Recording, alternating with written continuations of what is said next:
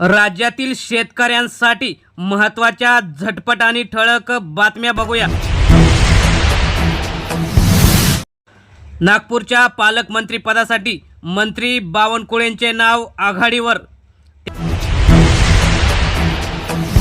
माजी पंतप्रधान डॉक्टर मनमोहन सिंग अनंतात विलीन।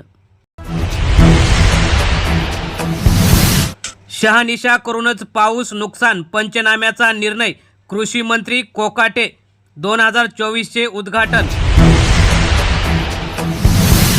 मुंडे हेच मोहरक्याचे आश्रयदाते, त्यांना मंत्रिमंडळातून काढा। विविध पक्षांच्या नेत्याची मागणी। बीडमध्ये सरपंच संतोष देशमुख यांची हत्या झालेली। राज्याला मिळेना भूमी अभिलेख संचालक, शेतकरी संतापले।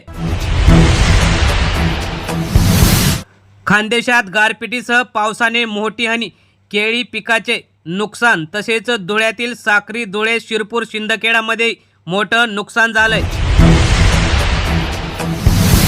जनावरांच्या खुरांकडे दुर्लक्ष नको, त्याने जनावरांवर परिणाम होतो। पुणे विभागात 6.25 लाख प्रॉपर्टी कार्डचे होणार वितरण। भूमी अभिलेख विभागाचे पुणे प्रदेशचे उपसंचालक अनिल माने यांची माहिती।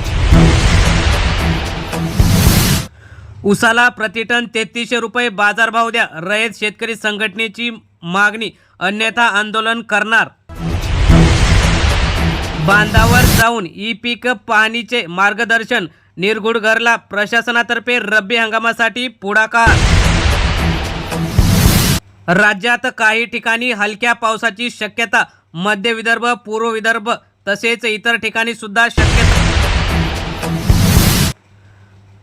कांद्याचा पुणे विभागातील 300 ते 4300 रुपये दर, राज्यातील विविध बाजार समितीमध्ये प्रति क्विंटल एवढा दर मिळालेला आहे। सांगलीत गुळाची 1158 क्विंटल आवक।